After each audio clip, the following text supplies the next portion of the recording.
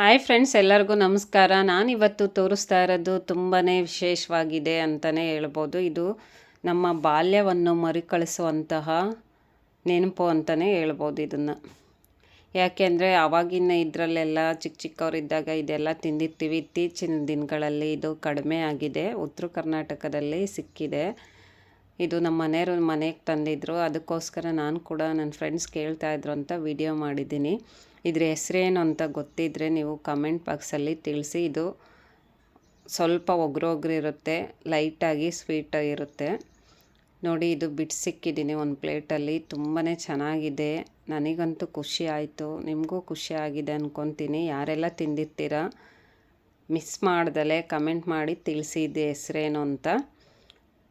ಇಷ್ಟ ಆದರೆ ಒಂದು ಲೈಕ್ ಮಾಡಿ, ಕಮೆಂಟ್ ಮಾಡಿ, ಶೇರ್ ಮಾಡಿ. Thank you for watching.